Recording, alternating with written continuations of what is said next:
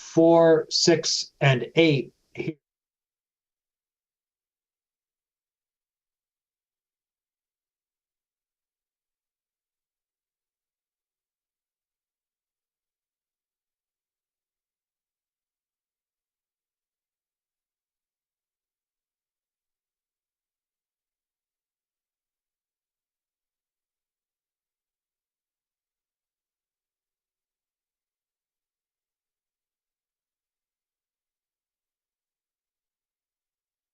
Four, 6, and 8 here.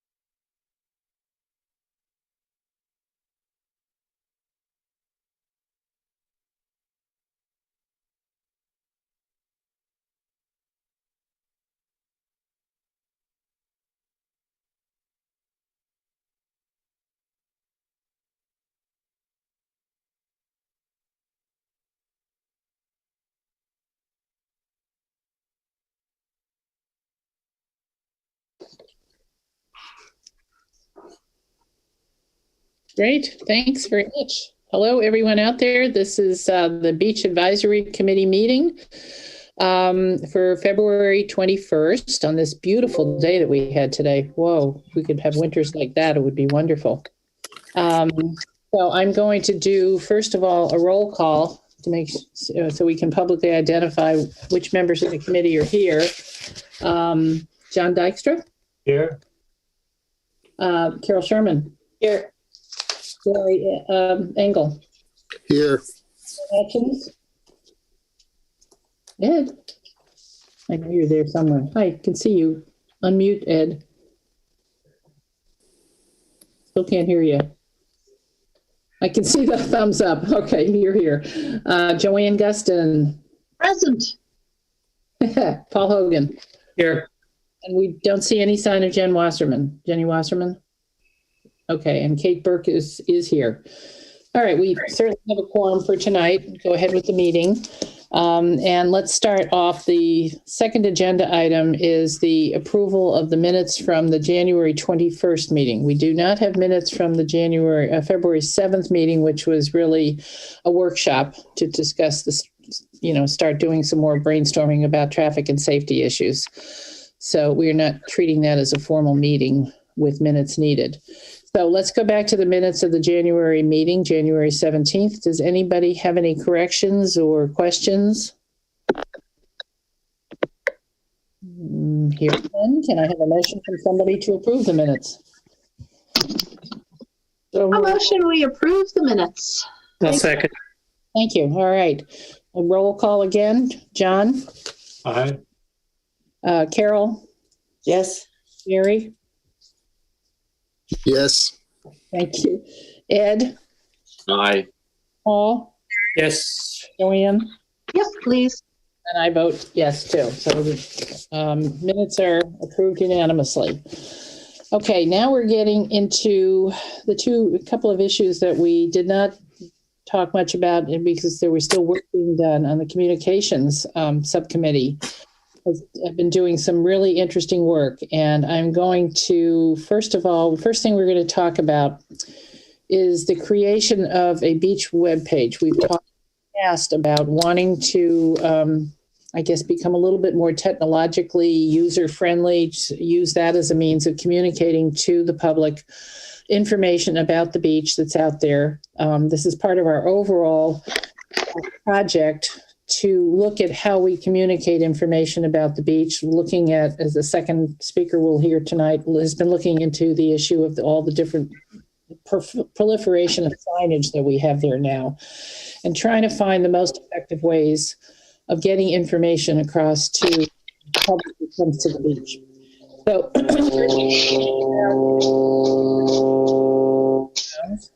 okay. First thing we've been talking about, and Connie Dykstra has been doing amazing work looking into the issue of how are we now showing up electronically, town website, etc. We decided, I think a couple of years back, that it would be best, instead of creating a separate website for the beach, at least at this point in time, to work within the town's website, perhaps creating a more Goose Rocks Beach centered web page within that. So I'm going to turn this over to Connie, who has done some fabulous work on it, and she's going to show us what she has found exists now and what she's suggesting we might move forward to. Great. Thank you. Thank you. My wonderful IT department is helping me and put together these great PowerPoint slides, so I cannot take credit for those. So thanks to John for that. As Kate said, the idea was really to look at the content that's currently on the site and then sit down with the folks that work on the website, and they have agreed to restructure things however we felt. And I understand that there may be a larger overhaul of the town website coming further down the road, either this year or next year. But so this may be sort of a stopgap measure, but in the meantime, it puts some pieces in place for everyone and may help frame what the next step would look like as the town site changes. So again, the idea for it was to look at the current site and look at where the information is currently about the beach, and make it easier for folks to find if they're coming there from the outside, even if they're a resident, but especially for tourists and visitors that just want to know about parking, et cetera, and using the beach. That's currently kind of difficult to find.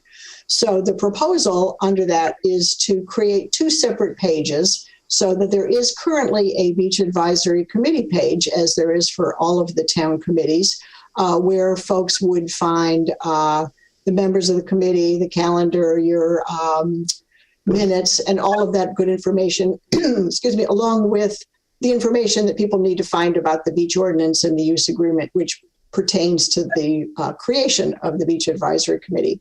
And then create a separate, basically, Goose Rocks Beach visitor information page. And each of those two pages then would link to the other. So if you're on one, it would say, if you're looking for information about the advisory committee, click here. And the same with the advisory page. If you want to know all about using and visiting the beach, click here. And again, this is kind of a temporary solution until there's a larger overhaul of the town website. So currently, when you go to the home page of the Kennebunkport town site, you'll see in the little banner across the top where there are various menu items, Discover Kport, departments, boards, and committees. Under that, if you were to click on the far left menu item, Discover Kport, under that is something called Beach Information, the second one down. And when you click on that, this is what the page looks like. So on the right, you get information about our town beaches. Currently, the Colony Beach, Goose Rocks Beach don't link to anything. We're proposing, first of all, listing Goose Rocks Beach first, even though this was probably intended to be alphabetical order, but because there would be more information, and assuming many of the people may have been looking for that primarily. And so we would list that first, and then the name Goose Rocks Beach would be a hot link. And it might be helpful to include some text under that says, click here to find frequently asked questions, etc. So people understand I can click on that and there will be more information. And then currently what's there, this kind of pulled out just a few items that people might be looking for, but that's going to be confusing because what we want to do is drive everybody to the dedicated Goose Rocks Beach page. And so all of that would go away.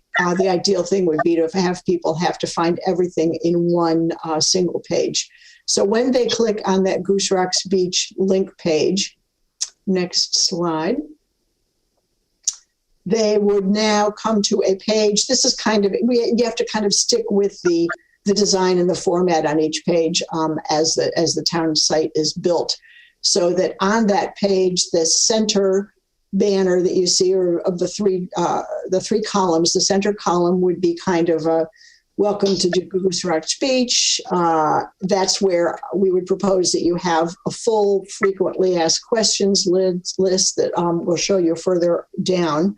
So that some of the key information that people want to know about parking and dogs and how do I get a parking permit and what can and I can't do at the beach would all be right there.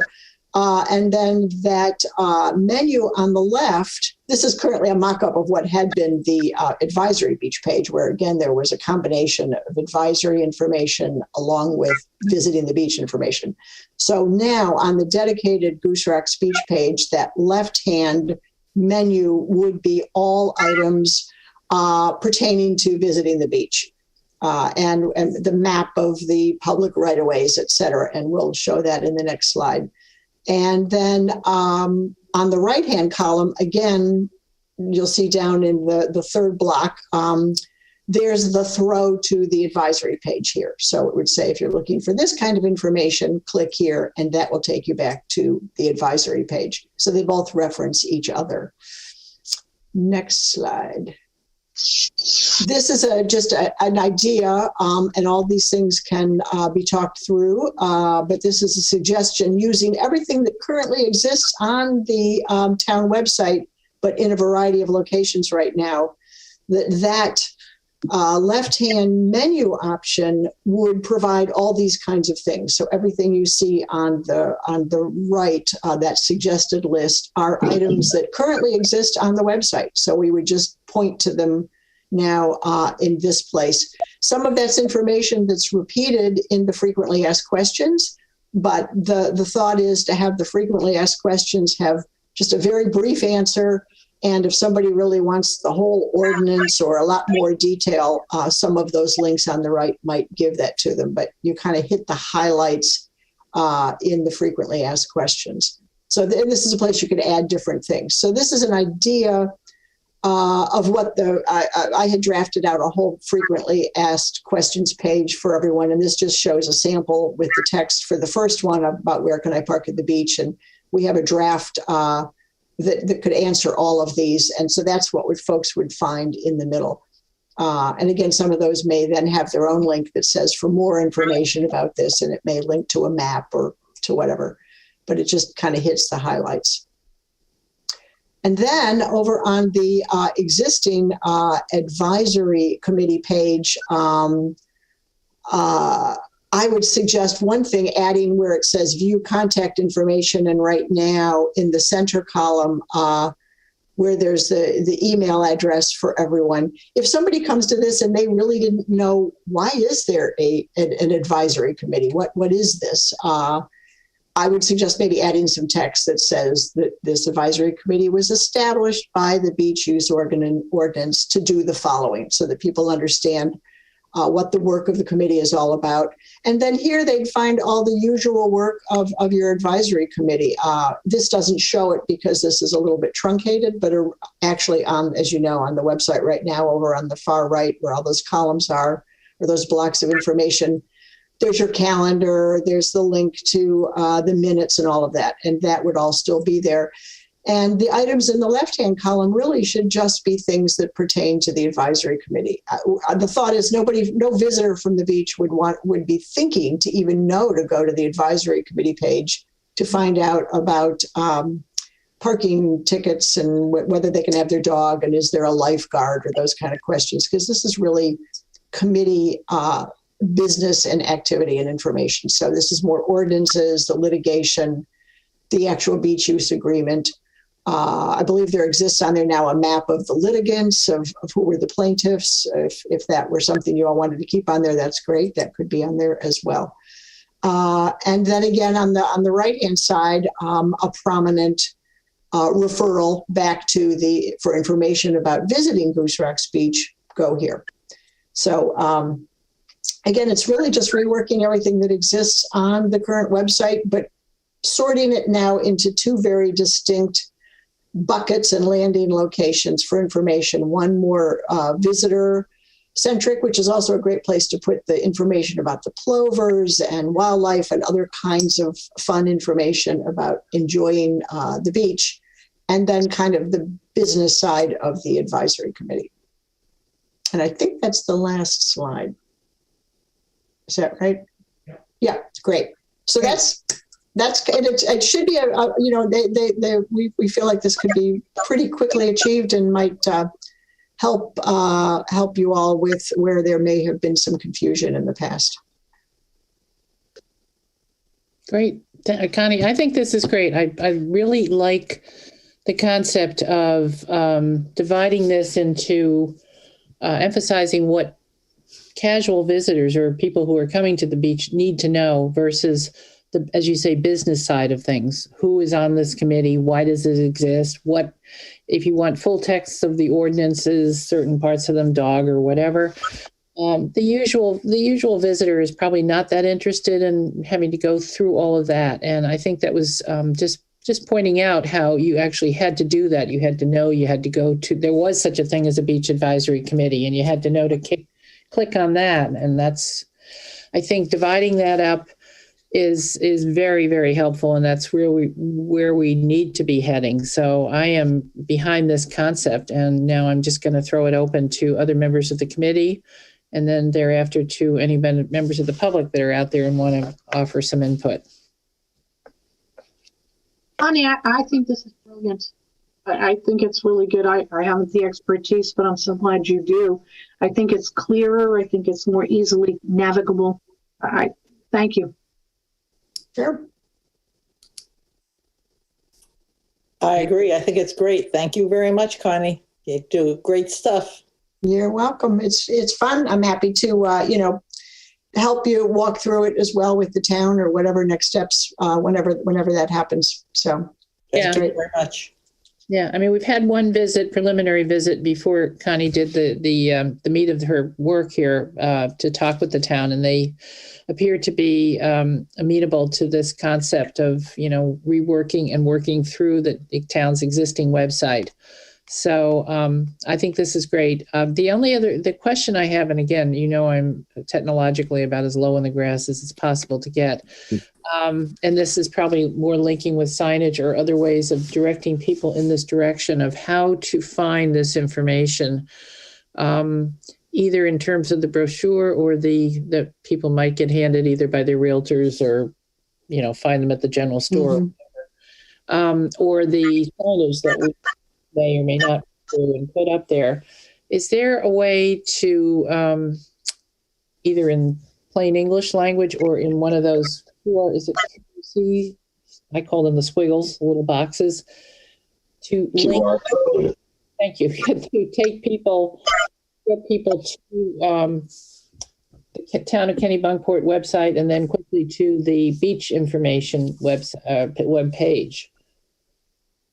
Well, one thing, this doesn't get to the code idea, but, and we had talked to the town, I think I know with the new site, this will be easier, but there may be a way with the current site would be to, at the very least, get you a much shorter URL, whether it's GRB visitor dot whatever, but because right now, of course, as the site's built, everything is Kennebunkport town government something / something, as you go further down on layers in the site. But often there's a way to kind of create a shortcut so that even though it looked like that when you're on the site, you can come up with a shorter URL to take someone right to that page that you could then post on a sign, or realtors could give out on a little magnet on someone's refrigerator. Now, again, you don't want to get too far down in creating things because when the site gets rebuilt, that URL may change. So, but that would just be the only thought I'd have, as an initial start to get people to find it. Yeah. Anything we can do to make it simpler for visitors to get the information they need to get, and that we hopefully want them to get about how to live at the beach, how to act at the beach, how to function at the beach, is even if it's something that we can do simply for this year, knowing that, as you said, this may very well change as the town looks to upgrade and expand its overall website. So that's good to hear that we might be able to do something like that. Oh, Anybody else? Yeah. Thank you. Connie, this really looks wonderful, and it's great that it can work within the existing town structure. A neighbor texted to me who must be watching, since nobody really ever wants to go to a town web page, is there a way that someone could search Goose Rocks Beach and find this without having to go to, what town is this? And then to look for it. So is there any way to, I don't know anything about that part of, someone, is there a way to boost that? So if someone, Googles Goose Rocks Beach, this would be one of the choices. Obviously, they would find the hotel and they would find all kinds of other things. But I kind of wish it would send them to Wells if we did that. But it all depends. we can redirect it. It's a good question. And I don't know, again, if you could register more of a dedicated URL, there'd be a way to sort of boost it that way. Another way to do that, if you have a Facebook page, I don't know that your Facebook page could include your website, and your Facebook page could be found through Google. But that's something we may have to just look into later. Yeah. So that's because that's a good thought for people that aren't here yet and wouldn't think to go to the people think of the town website as just town business per se. When you type in, I just Googled it, and on mine, the first was an ad. The second was a sub part of the trust's website that had their reference to Goose Rocks Beach, since they own property here. You could certainly have them put a link straight to this page, so that would work very well. For more Knowing that they're up there, problem. Right. I know they would do that. It certainly sounds like something we should explore, first of all, with the town. See if I guess that was something that was in my mind in terms of asking about the QR, whatever, the squiggle box, to see if that could be something that, boom, takes you right to really the the stuff about Goose Rock's Beach, not only the information people will want to know about, when can I have my dog on the beach? Where do I get a parking pass, et cetera. But even something where that would give us a chance to, as you said, put information interesting and attractive, not just, gee, don't do this, information about the plover or the other wildlife or natural resources. I think it's a wonderful opportunity for people for us to impart information that we would like visitors to know and to think of this beach the same way we do, instead of just, here's where I'm going to go for today, to learn more about the beach. Right. No, that's something to, something to ask with this site, or, however that might need to work in the future.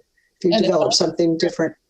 Might be something, we bring it up now, even if it's something that, because of whatever, can't actually work right now.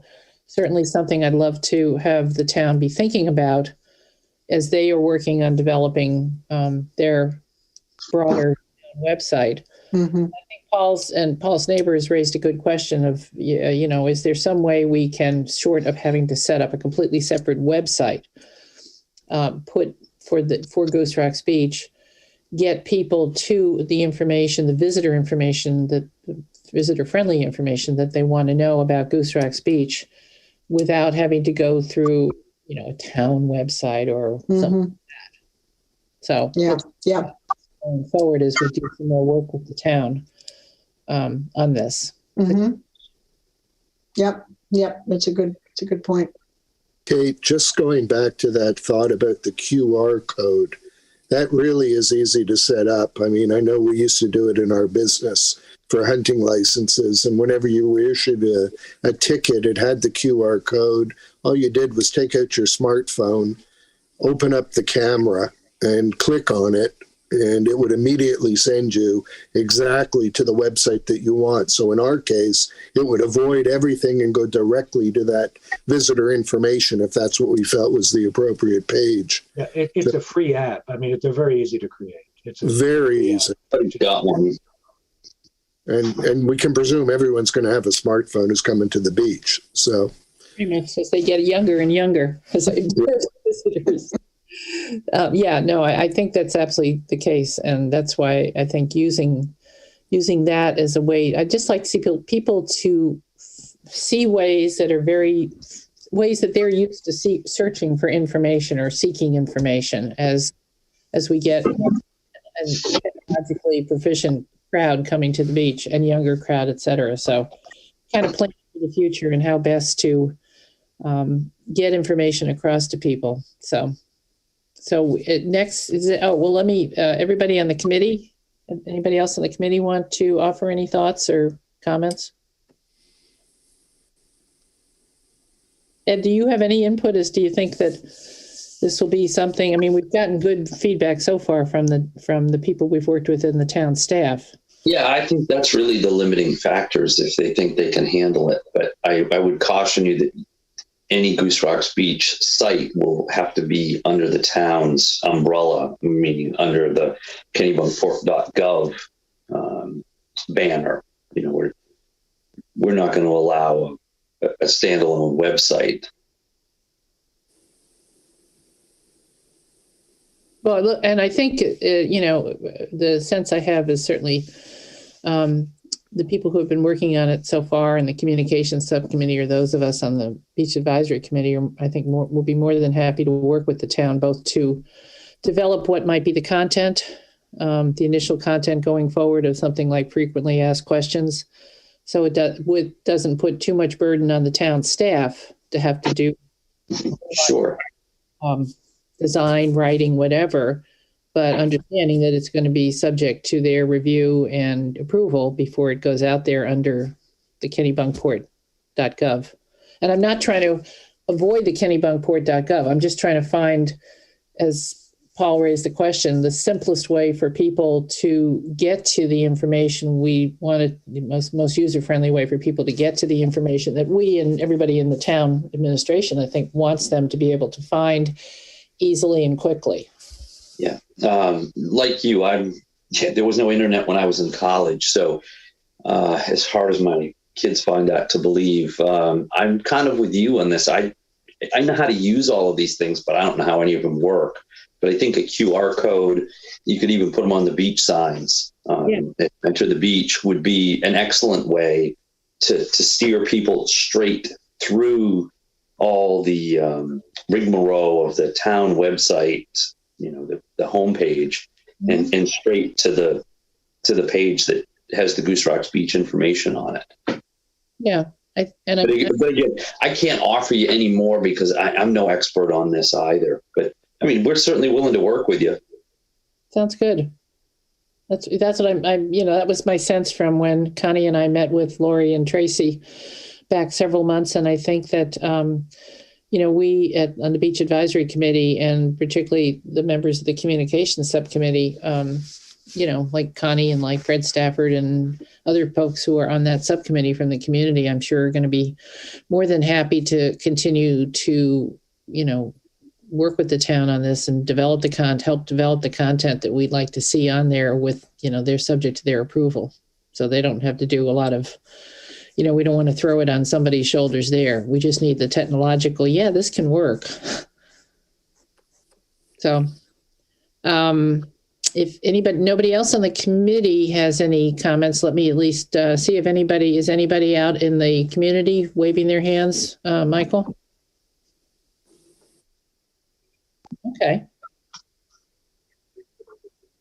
Okay. Well, maybe once we, Connie, do you think we can take this as sort of overall approval that the idea, the concept looks great, and we should continue? We'll talk with you further and with the other members like, Pam Zakansky and Fred and the other folks on the communications subcommittee and decide how we move forward from here. I think the next step might try to set this forward to to Lori and this town staff and see how they want to proceed next in terms of ideally, hopefully, maybe getting something there in place for this coming summer. That'd be great. Yep. And thank you very much for this great job. Thank you. Really just focusing on the fact that, wait a minute, you shouldn't have to go through all this very technical or business type stuff first in order to find the stuff that we really want a visitor to the beach to know. So good. All right. Thank you all. You know where to find me. Take questions later if anyone comes up with something. Thanks. Thank you all. Bye-bye. So I'm going to move on then to, let's move on to the other aspect of the communications subcommittee has been working on. The other way we've been talking about trying to communicate information about the beach to visitors to the beach, and that's with all the signage, which we've had a proliferation of. I know we've talked about the fact in the past that we've gotten input, in many cases somewhat negative, about the proliferation of signs and how many there are at all the various entrances to the beach, the public entrances to the beach. And is that still effective anymore? Or are there ways either to redo those signs, perhaps limited in number, et cetera? And Fred Stafford has been doing a great job with his expertise in marketing and advertising, et cetera, in taking a look at these signs that we have here and looking at how things are handled at other beaches, similar beaches, et cetera. So if Fred doesn't mind, I'm going to turn it over to him now to talk about where he's gotten to in his reviewing of signage and communications and some suggestions he has that he'd like us to think about tonight. All right, great. Thank you. So, too many signs. And I think one thing that's interesting about the fact that we have so many signs is this task has been to how do we minimize the amount of signage that we have? And so the signs that we have were all done with, well, some have multiple purposes, but a lot of them were created without consideration of the other signs and how many signs we would actually end up with. So that's why we're where we are with, we just have too many signs on the beach right now. And the problem that creates is the more signage you put up or the more words you put on any one sign, the less likely people are to read any of it. That's why outdoor boards you see on the highway, fortunately not in Maine, which is really nice. A rule of thumb there is 5 words. That's all you should have on an outdoor board for readership. Once you get beyond that, readership is going to drop, So what I've done here, and this is really for a discussion starter, what I've done, I've taken, let me see if I can share the screen here.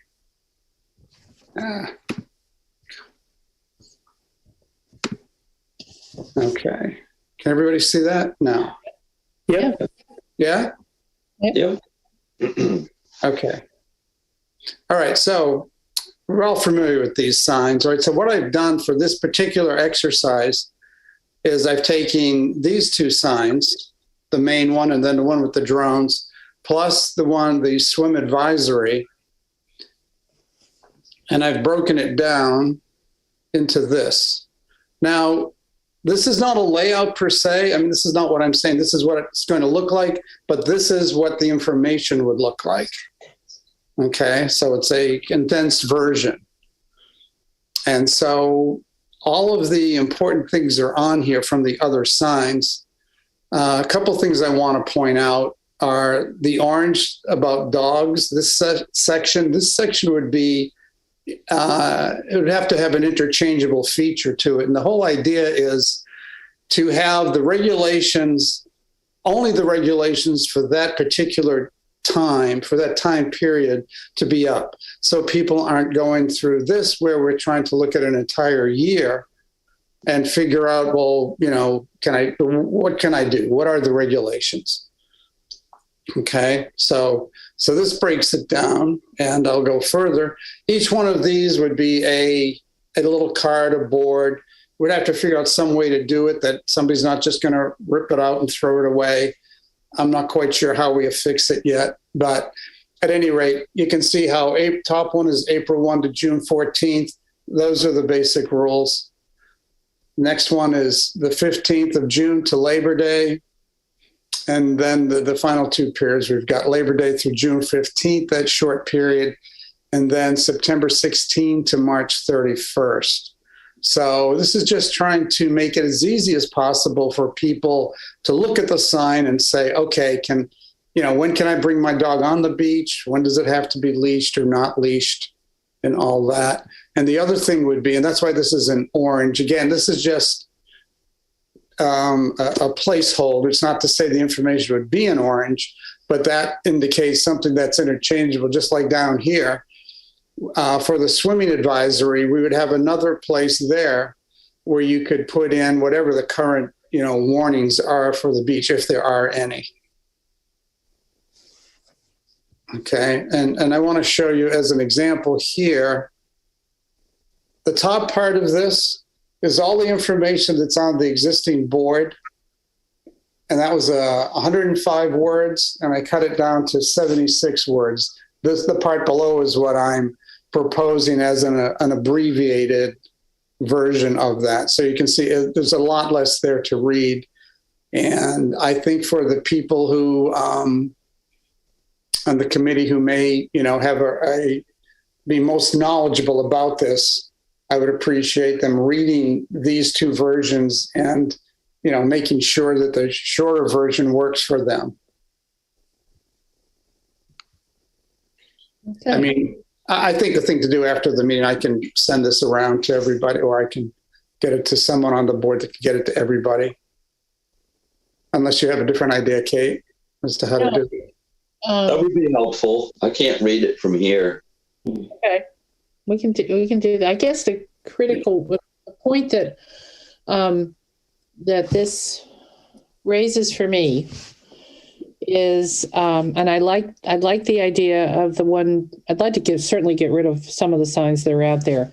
I guess I'm questioning, and I need input probably from John and maybe Paul, whoever's been most involved in the water quality, is the issue of the water quality signs, which we spent, I think was last year the second summer for them being up?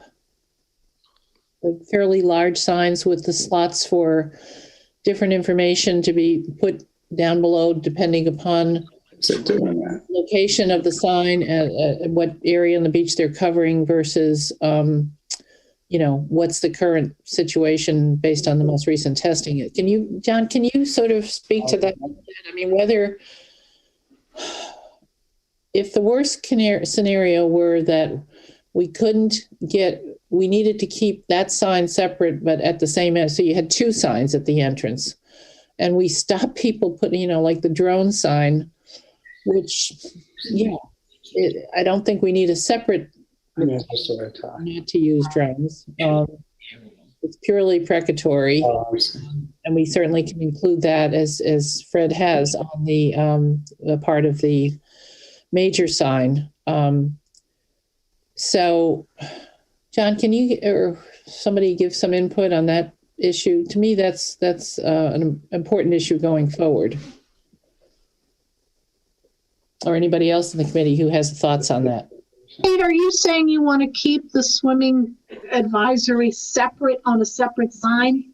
Well, I'm saying I'm not. Which I would say why? Well, partially, first of all, it's an important issue. And I'm not totally sure myself. John, maybe you can re-educate me on how this works. We have one of those signs at each public entrance, correct? Correct. Right. And then, and on each of those signs, there are 3 slots underneath. Now, what goes in those? I mean, sometimes I've seen the sort of red slide thing going in there. I have to admit, I probably haven't paid enough attention, but what goes in there? And given the fact that we've also obviously spent time and effort to develop this rather large sign, I guess that's somewhat makes me wonder whether we could live with those signs continuing to exist. Is it an important enough issue? I would suggest that those signs would continue to exist. I think they're a very significant issue, but there are 3 warnings that go up that are temporally significant. There's the one sign that just says, the main bulk of the sign says, avoid the low tide, avoid the rivers. We know that those can have higher bacteria content. And then there are signs that are put up when the bacteria levels exceed the EPA recommended value of 104. And those distinguish between the river and the main beach. So often we'll get an exceedance at the rivers, but not on the main beach. So there are 3 signs. One is an exceedance at the river. The other is if you have an exceedance at both the river and the main beach. And then there's a high rainfall sign, which we know from all our statistics that the bacteria level is elevated across much of the beach during high rainfall. Okay. Again, I will stress these are the fecal indicator bacteria. It doesn't mean that pathogens are there that would make you sick. It just means that it has reached an EPA level at which we are required to post a warning. Okay, so that's helpful for me. I obviously didn't pay enough attention in the past, so I was a little confused on. So we have, let's say we have the existing signs at each of the public entrances. Each of them has the 3 slots. It's not like at each end, if those ends have tested over the 104, those are the ones that then have the don't go in the water, the red signs. No, all signs get the same slots at the same time, same signs at the same time. So, which is, for one thing, the other thing the heavy rainfall signs don't go up anywhere unless whoever determines what is heavy rainfall that could cause elevated levels has happened. Because that was one thing that occurred to me when I started focusing on this more, and I thought, I wonder, are people going to look at that and say, well, what's heavy rainfall? Is it okay to let my kids go in the water because we had a bunch of rain last night? So that's kind of getting an education here. I appreciate this. So somebody out there at the health department or somewhere determines, okay, we had heavy enough rain last night that we're going to put up on all of the signs, not just the ones along the main beach, but all of the signs that will say there was heavy enough rainfall, the likelihood of the bacteria count being higher is more likely. Proceed at your own. Okay. And the same thing, anytime we have low tide and we find that the river ends are both suspect over the 104 level, there will be a sign put up all across the beach those signs. Right, because When people it enter the is beach. measured. When it's People enter the measured beach. above the 104 level, then these signs are posted. Okay. There is a standing information there that just says we know that there can be elevated bacteria at low tide at the rivers. That's just a general observation, which I think is important to let people know. Okay. Essentially, it's what Fred has put in here as under the swimming advisory, but in that case, it's on a separate sign that hopefully people will look at, and that has room for. We could have more than one of those slots filled at a time. Right. Conditions are. Yeah, I'm not clear if pointing them to the Friends of Goose Rock's beach page is exactly the best. I would need to think about that. Well, this is why I'm thinking whether, I mean, Joanne raised a question, why would we continue to have at least two signs? And I mean, part of me is saying, well, we already, created these signs. And they're big and they're very visible, and the would be better to keep them and then try and simplify the old welcome signs, make them more reader friendly, and eliminate other signage, not keep putting up signs about this, that, and the other thing. Throwing that open for discussion. Yeah, I had a question. Last year when the dog rules changed and you put up those magnetic strips over the old signs, did they last? Did they get ripped off? Or did it work fine? Mm-hmm. I think they stayed on, Paul. I don't think there was an issue. Yeah, those actually were not magnetic. It was adhesive, and they stayed on just fine. Yeah. Did they come off? That's a good question. They come off. You peel them off. I took them off. Yeah, they'll come off. But we don't have a whole, accumulation of them all in one place. No. They peel off. A little alcohol cleans it up. It works just fine. So that raises with the first question was on the dogs. How do we, if we were to put this on the same sign, I love the way there would just be one bit of information, not a whole lot of information on dogs. Yeah. So if we had the seasonal strips that go in place, and they worked last year, it would seem to me that's a solution for this year for the dogs. Mm-hmm. It doesn't seem like it's as good a solution for the water testing, which has changed all the time. And that's why I was wondering whether we could use magnetic strip, get enough of them. So if they disappeared, we could replace it. I like the idea of including the swimming advisory right on the same thing if there was a way to work it. The signs that we have out there now are horizontal, not vertical like this. But I don't see why it couldn't work. The swimming advisory language, by the way, was crafted by the health department in discussion with, John and other people. So obviously the language would have to, the shortened version would have to pass muster with the town. I didn't, and please follow the beach rules. I don't have the original sign up. but I'm not sure. I remember when we, like, please follow the beach rules, smoking and vaping. Well, what's the beach rule regarding that? I should? Maybe you need to refrain from up to the top, these things are not allowed. Isn't that? Those little red marks are supposed to be the international. I see. Oh, I couldn't read that. Okay.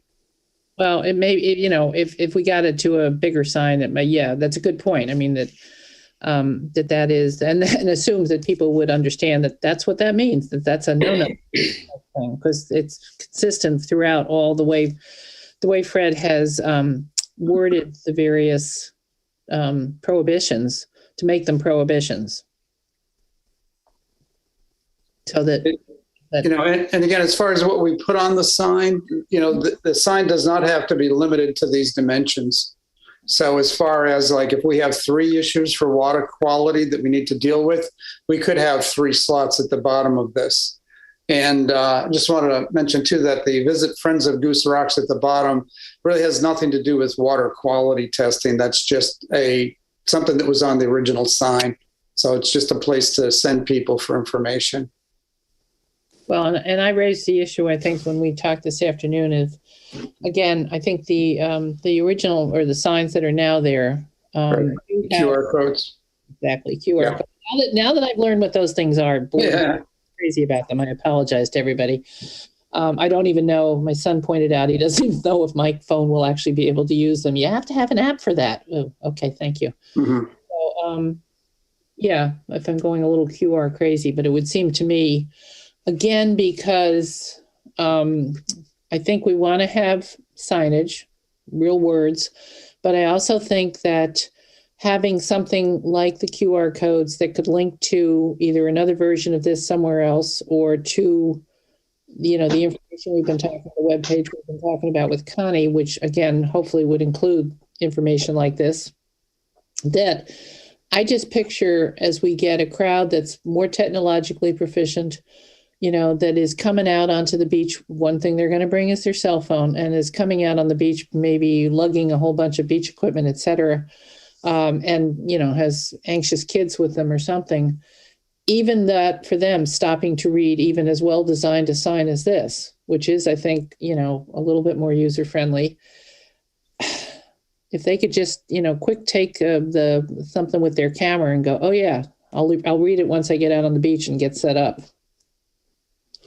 I think offering that option would be helpful.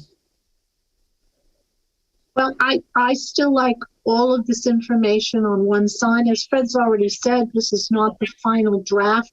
If you think some areas are more important, they can be highlighted, different colors, different spacing. But I mean, if we're looking to eliminate signs, let's eliminate signs. So I like it on one. The information offered on that second swimming advisory can fit right into here, and it'll have to be changed as it does, which is a whole other issue.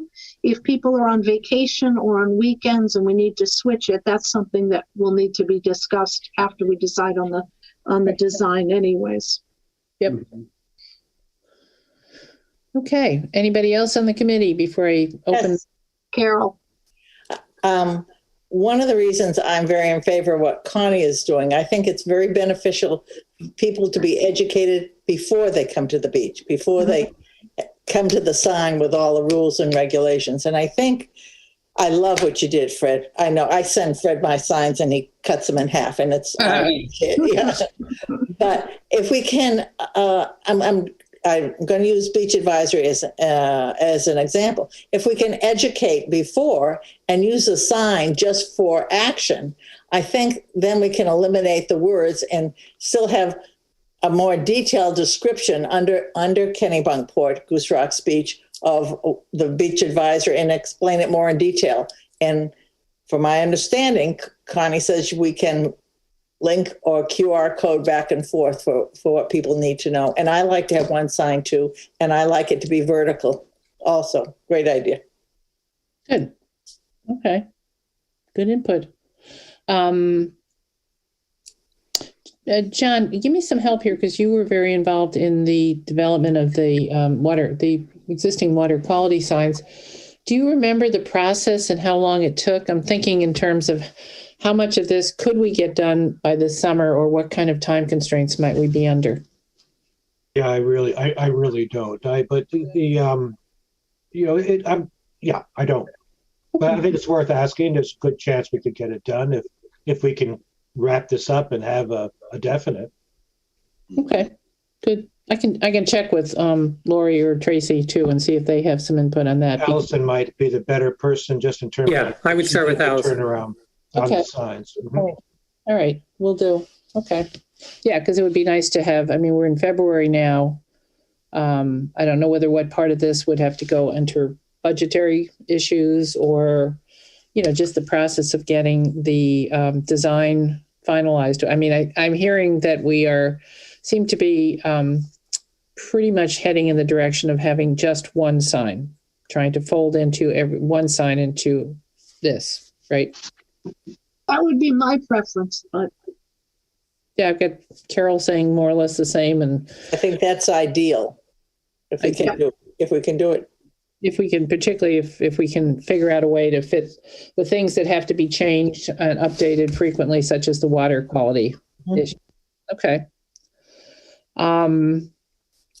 Do we have any thoughts? Let me ask you, Ed, specifically. Yeah. Any thoughts?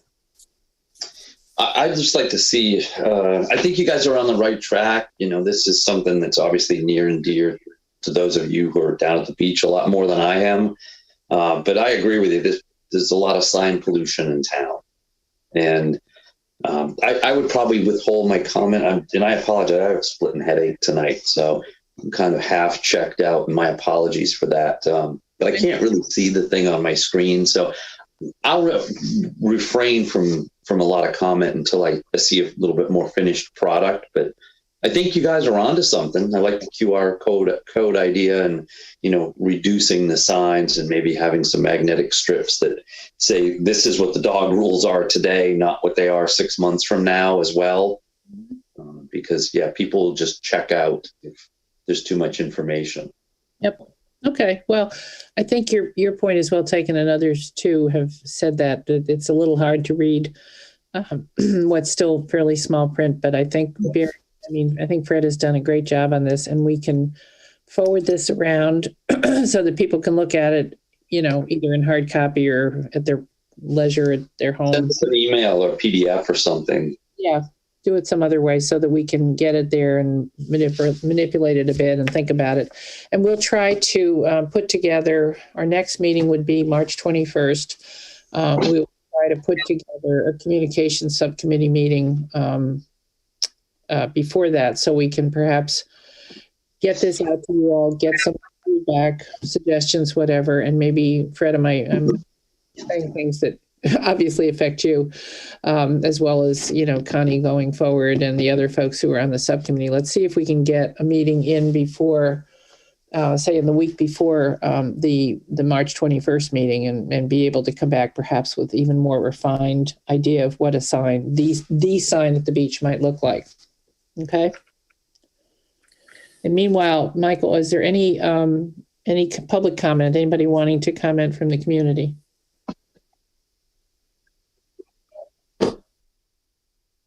I don't see anybody. Nobody has their hand up. Yep. Good. Okay.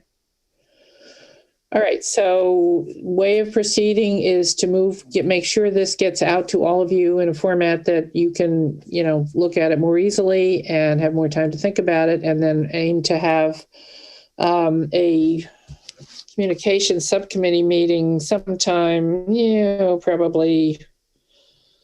Well, we're about a month out from the next meeting, but maybe somewhere on the week of the 7th or the 14th of March, and we can come up with a little bit more definition of which way we're looking in the idea. We appear to be looking if we can make it work, just having one sign. Okay.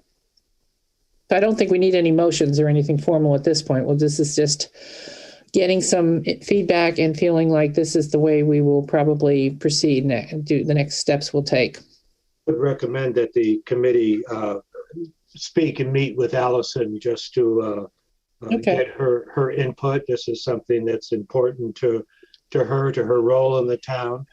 Excellent idea. I will So definitely. we need to be sure to include her early and listen to her concerns if she has Okay. it. So I will make sure we throwing out. First of all, I'll contact her and ask her to be part of the subcommittee briefly, or for this limited period on this particular issue, and talk about some possible dates. But we'll first and foremost get the Fred's proposal so far out to all of you and to Allison, and talk about moving forward that way. We'll also need to get a price and number on the signs. Well, We had them done locally last time through the design person. I don't remember who did them, although I might have picked them up from someplace in Biddeford or something. This was, a decade ago. But they held up beautifully. So I would be inclined to go back to the same vendor who happened to be local. Okay. And I think we have the name of the person somewhere. John or Allison might have the person. Allison should know. Yep. Yeah, who worked in designing the water quality sign. So, all right. Good. Are we done with this? So do we have any input from the community? Anybody wanting to comment? Nobody's hands up. Okay.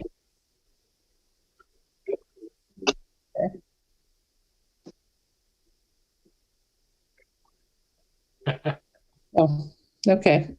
Yep. So we'll.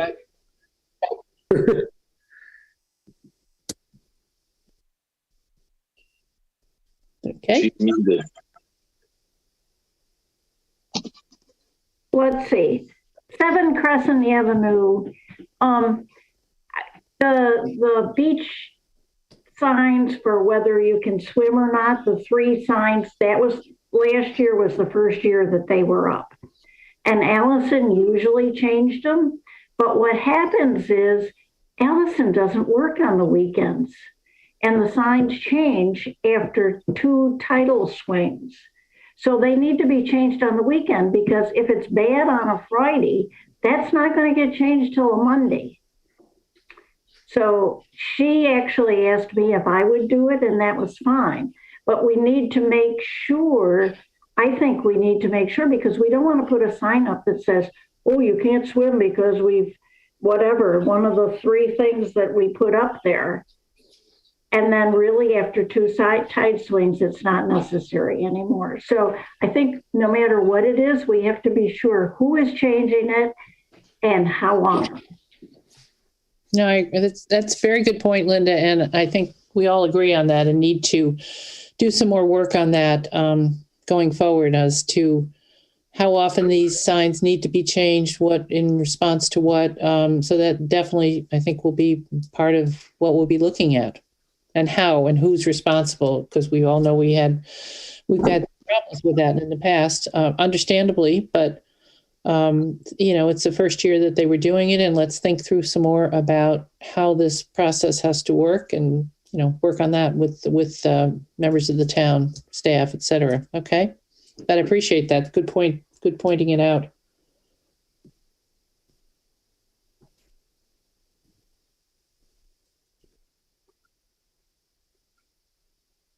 All right. Okay, so I think we've got sort of our marching orders, so to speak, or a game plan laid out for working on this aspect.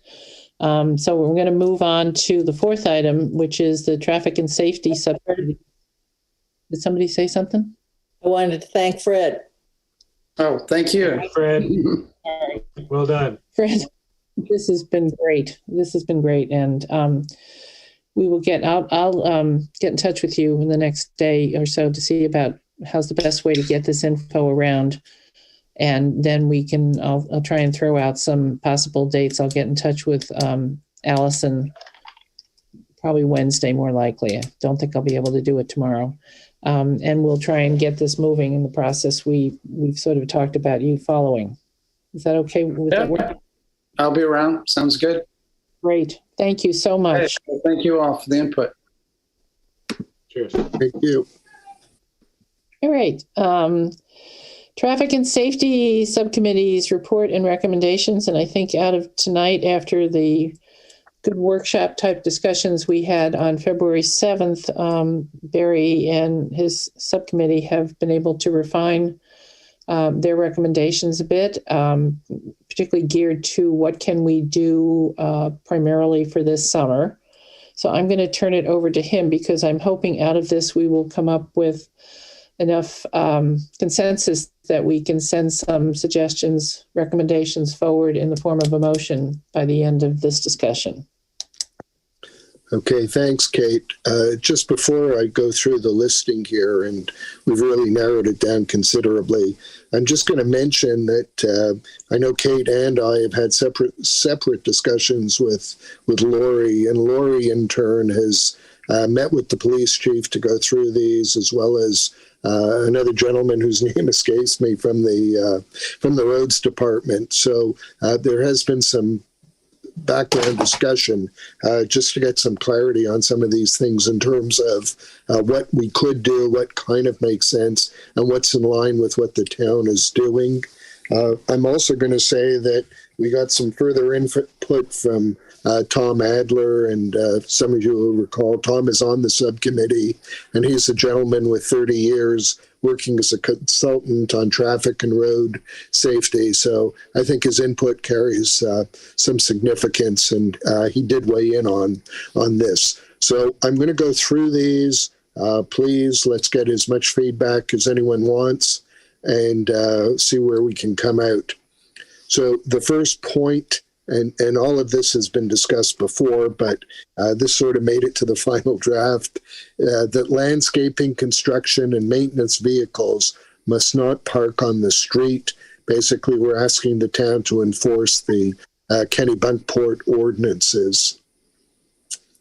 So that's point number one. I'll stop there if there's any questions, any clarity, any input from any of the members. The only input I got was I talked to Lori about this, and I still think it's a very good idea. She just said that people will have to live with the consequences. In other words, being able to get contractors. Yeah. Yeah, exactly. But it is our ordinance, and I think that we have a duty to enforce it. Yeah. I think I understand it's going to be difficult, particularly in some areas. But doing business, people can be very creative in how they can do business. I think I have great faith in our contractors. Yes. Okay. Number two, that the town deploy occasional use of the speed monitor on the west end of Kings Highway. Continue with sporadic speed monitoring on Dyke Road, nothing different from what we have, as well as on New Biddeford Road, nothing different from what we have. And again, we had talked about speed bumps, but there seems to be a cost and noise issue. So the idea is put that in abeyance, but continue with the existing speed bumps where they are. No change to the speed bumps.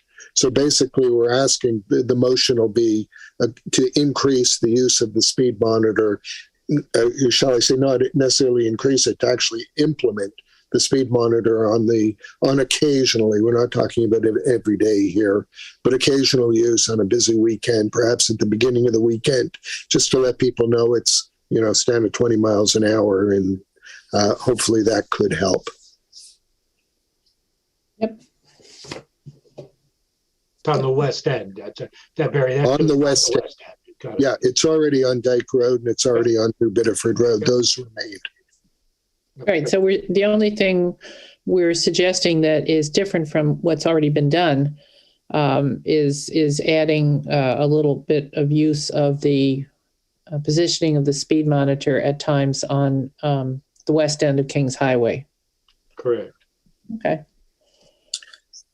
Point number three, the town stripe both edges of the road.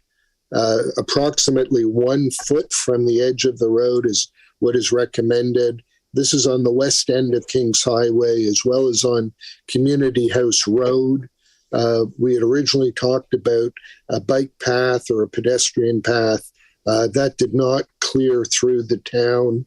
Laurie had given numerous reasons, as well as Chief Sanford, that we'd really need to put in they would want to do it on a curb sidewalk. They're clearly, certainly on the west end in Community House Road, there's a strong feeling there isn't enough room to consider that, to widen the road, et cetera. That's really not in our purview at this point. We're just trying to make it safer for what we currently have.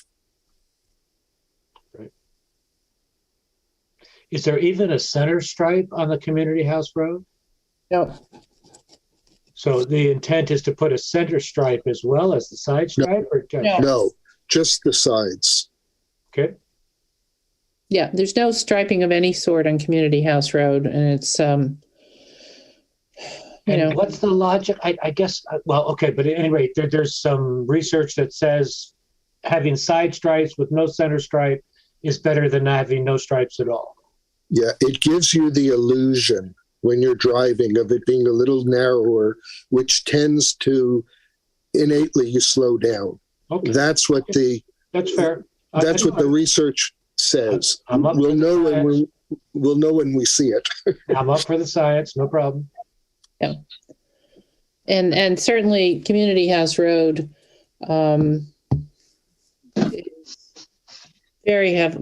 pretty heavily traveled. It's particularly at certain times of day because of the position of the Goose Rocks Beach, the community house that's there. Lots of kids going back and forth, in the morning and early afternoon. From tennis. All the people coming out of Wind Harbor too. Yeah. From where? Winter Harbor. Oh yeah, well, we have that problem too. But just the kids coming down. I mean, I remember when my kid used to do that, and they would go trotting off on his bike, and he had no sense whatsoever. And unfortunately, kids are kids, and we want to protect them as much as possible. So I did that for years. Unless I cut up past Medina's house through the woods and then got up to the back of the community house, but that's another story. So Barry, the bike lane, the reason is simply that the reason the bike lane can't be done is that the width of Kings Highway in the west end is narrower than New Bedford Road, for example, where they did it. It surprises me greatly because we have parking spaces on New Bedford Road on the right side, and the town was very supportive of, in fact, it was their idea of putting it on the other side. But I'll be interested to go out and measure. Yeah. I think the thought, and it's interesting because after the last meeting, I had a number of, and these would be permanent residents because they're here in winter for the most part, come up to me on a recent walk and say they really didn't have any appetite whatsoever for enlarging the street or putting in a sidewalk, that what we have is the way it should remain. So I think the striping is a reasonable start. And, Laurie didn't shut the door on anything, but I think it's something that we, why use a sledgehammer to kill an ant? This may well get us what we need. But the consensus at the last meeting was neither of the two things that you just stated. No one suggested a raised sidewalk, and no one suggested widening the road. The only suggestion was to use the existing roadbed and to take whatever the width that has been fine on all those other locations, including in front of Ed's house and including New Bedford Road and Dyke Road. So if that's 3.5 feet, whatever it is, it is. And if the remainder is not wide enough, then, that's... No, we're not suggesting that we do the road widening or we do sidewalks. Laurie's just saying that for them to feel comfortable with it, that's the way they would like to continue for any new ones, et cetera. So I'm just saying for the sake of this summer, it doesn't seem like it's feasible. I'm suggesting that the motion be that we have the edging on the sides, that's a good intro to this, and see where it takes us. That's the recommendation of the subcommittee. Yep. It sounds to me that With dark, foggy days, nights, etc., to keep people on the road. yeah. I agree that I think that going forward with, taking the least intrusive or expensive, et cetera, measures first. And then, when we were discussing, for example, the possibility of adding speed bumps to Dyke Road. Well, all right, let's hold off on that for now. And let's look at perhaps more frequent use of the speed monitors and making people aware of speed limits, et cetera. Yeah. Let's see what will work in the simplest way possible. So that's what I think we should recommend going forward. Now, if this doesn't work or whatever, we'll have to revisit this. But for now, my recommendation, I agree with the subcommittee's report that perhaps the simplest way to go forward is with the striping on those two areas that we've identified as having a fair amount of pedestrian and bike traffic. Okay, I'm moving on to point number 4 of 5. Sorry to bring up the signage again, but that we put up a sign at the intersection of Dyke Road and Kings Highway indicating parking to the left. And of course, the sign would be approved by our committee, by the town, by the police, etc. But basically direct to the public area of the beach. People would still see on the maps, etc., that there are 4 spots at the west end, but it wouldn't be that idea of them running down thinking there's a whole lot of parking at that end, being disappointed and running back. That's what we're trying to avoid by having the sign indicate the flow. Similarly, we had talked about putting a pictogram for towing on one of these signs, etc. Just not so much that that would actually be towed. The town is hesitant for a lot of reasons, but if it's blatant, they would do it, or someone who's a repeat offender or on private property, etc. Then they would have to do that. But this would be more of a deterrent. Mm-hmm. Any thoughts? I think we've had some input of some people being concerned that we were placing the burden of parking, or people finding parking on the east end, but as a practical matter, that's where the parking is. So 170 to 4. So yeah, whatever the number is, so it's pretty much there. Yeah. That's also heading in that direction of where the kiosks are, et cetera. So I think I signage, much as it is signage, I think putting something up, at least seasonally for that purpose, makes sense. And finally, that the existing crosswalks be repainted in bright white. And there go all my stencils and things. Sorry, Kate. Fine. I think those points sound good. Does anybody on the committee want to discuss any part of it or have any helpful comments to make? I agree with everything that they've come up with. I think it's a lot of hard work and good job. I'd vote for it.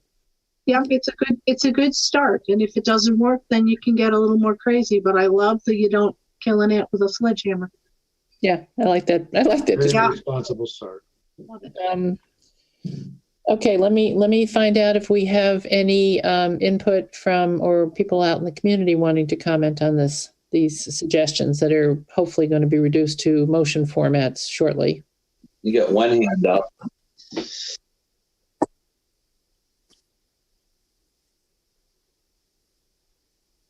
Thanks.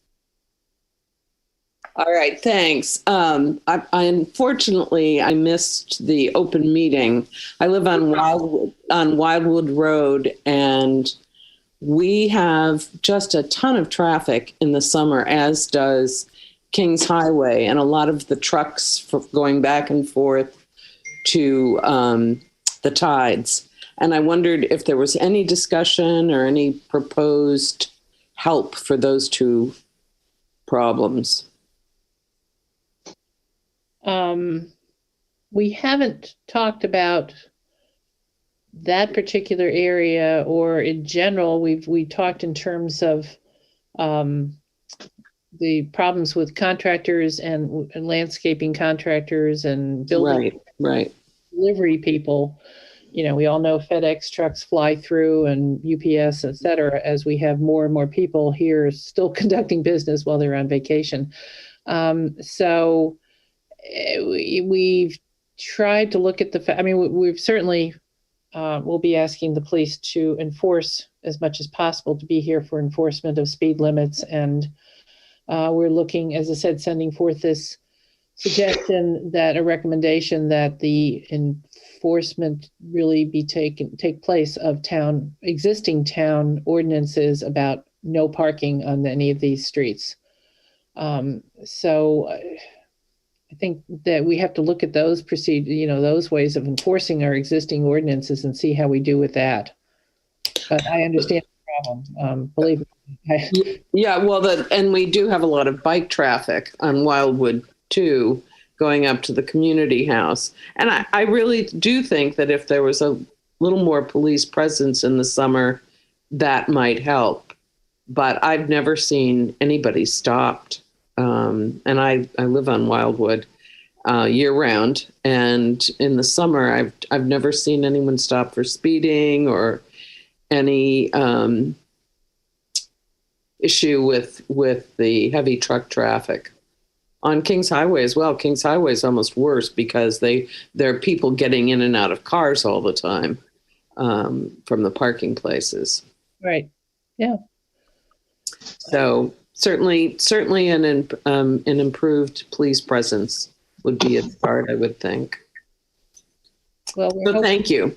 We're hoping that we all know that, our town police and fire and everybody are stretched pretty thin in the summer, but we're certainly we'll be asking, their help to try and focus a little bit more as they can on the Goose Rocks Beach area, which does have a huge portion of the summer visitors. So. Right. Thank you so much. Thank you. Thank you.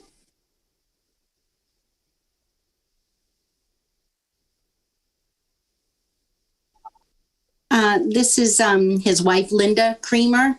We're at 832 Kings Highway. And I'm just asking for some clarification on the speed monitor, because it seems that from Bartlett Street to Dyke Road is like the speedway. That's when all the cars start to really pick up their speed heading down. And I love the stop sign down there at the end. But when you're talking about the west end, are you talking the west end of the east side, or are you talking the west end?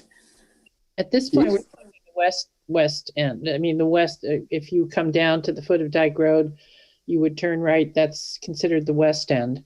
I'm hoping that stop sign has, and maybe Barry has some input on that, has helped, because people, if they have been down that road before, at least know that they have to come to a full stop, which before they didn't. They used to just go poof, right around that corner. So I can understand why they would pick up speed or think that they could when they shouldn't be.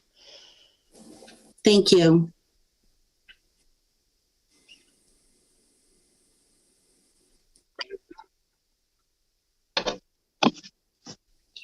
Linda Hanna has raised her hand. Okay. Yep, it's me again. I'm still concerned about the Dyke Road to Kings Highway, because yes, there's a stop sign from Kings Highway to Dyke Road, but has anybody ever watched the contractors and the lawnmower people with their trailers fly around that corner, no matter which way they go? It seems to me that's where the stop sign should be. And okay, we don't want to lose parking spaces. I understand that. But I've seen stop signs in the middle of the road on tiny islands. I saw some in Portland, and I saw one over in Sanford just the other day.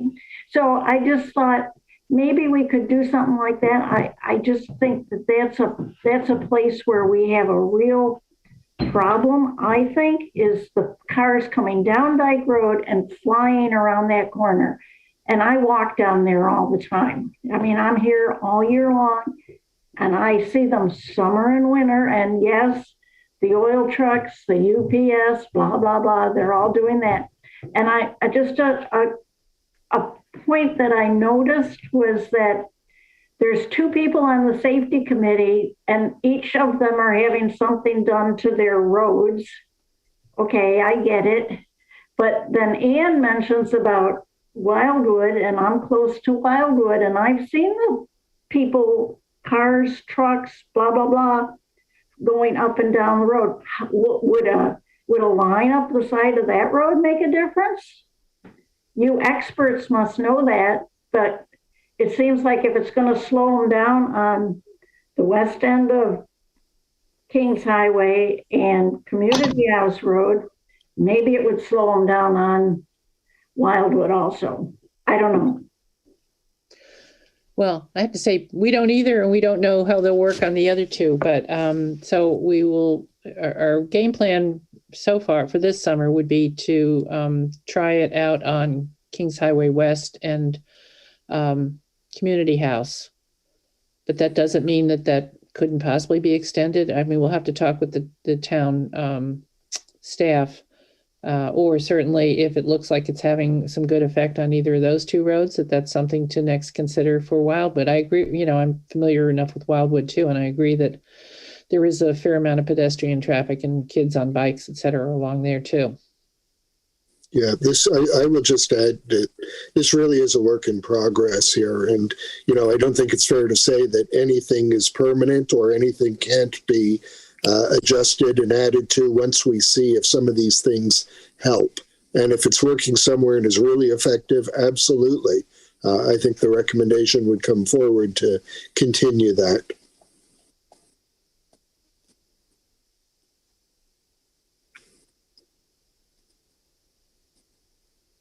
Okay.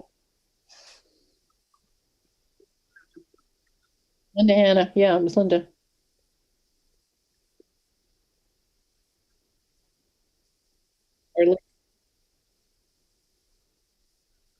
Yeah, that was Linda. Apparently it was Linda Creamer.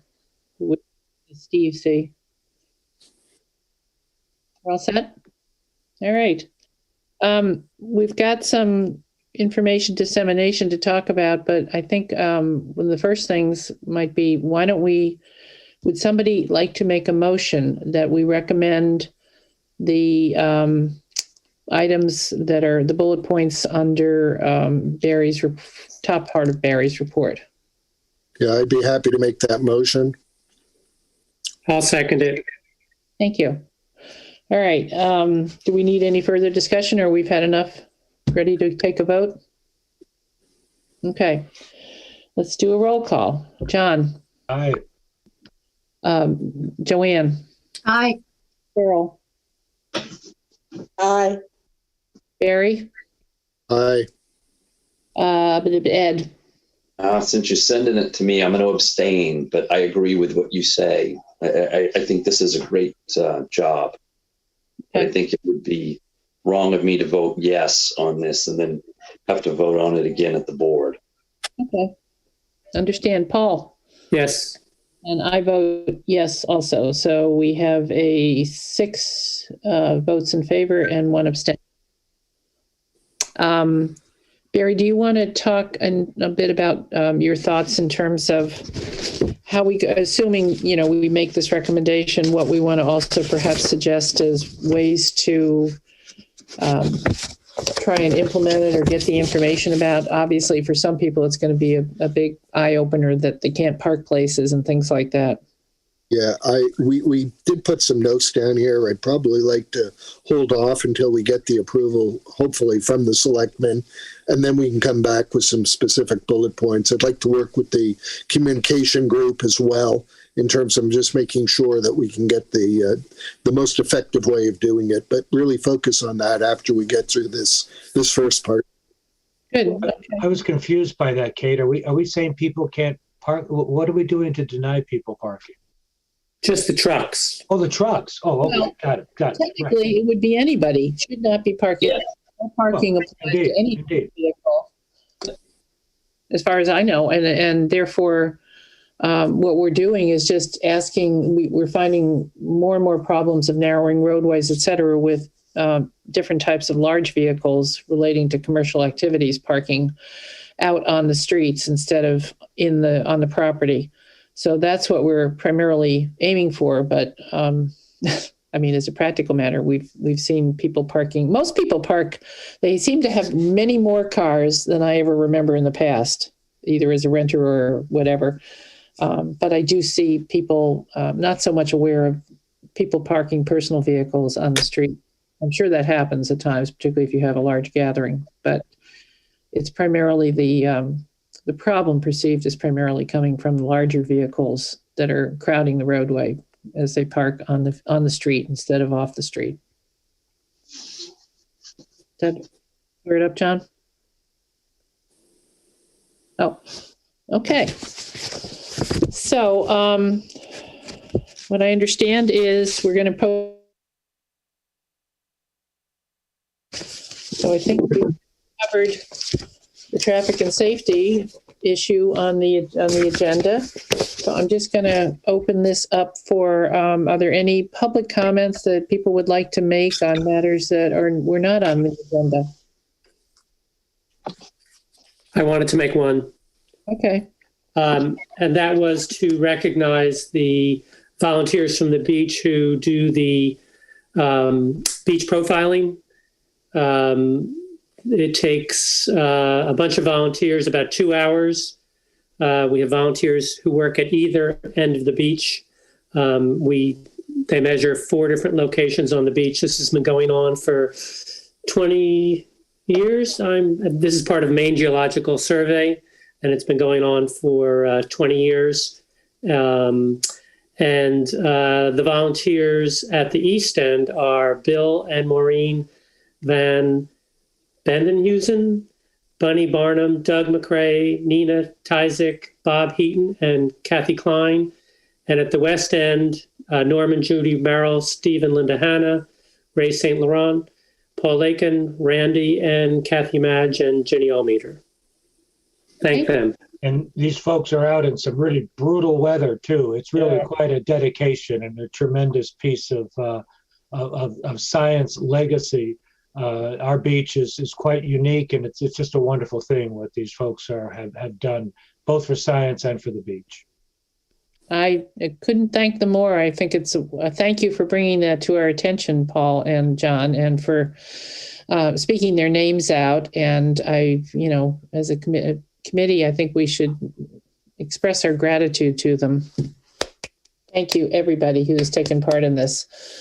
And, and at some point, maybe not today, but we need to start talking about other volunteer activities, such as we do, the beach cleanup. It's a little bit early in the year, but, probably in another month or so, certainly at the April meeting, maybe even at the March meeting, we'll probably need to start thinking about when that takes place, look at when we did it last year, et cetera, because we have really wonderful volunteers that turn out to help with keeping this beach as pristine as possible, both from the standpoint of just general trash that builds up or from the invasive species, et cetera. So I love how this community comes together to help take care of this beach.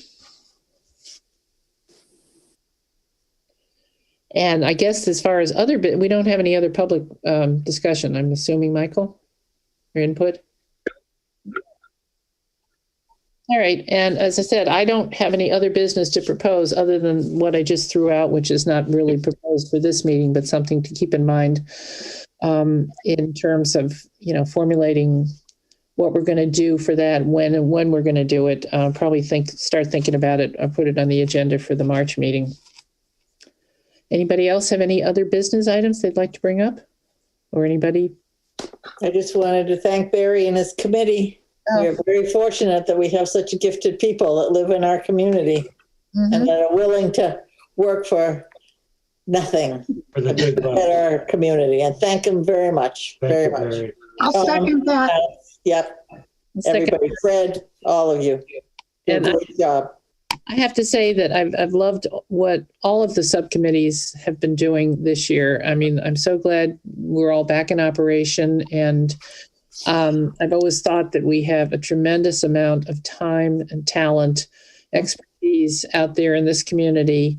And it certainly has come forward this year on all the different areas, whether it's communications, whether it's natural resources, whether it's traffic and safety.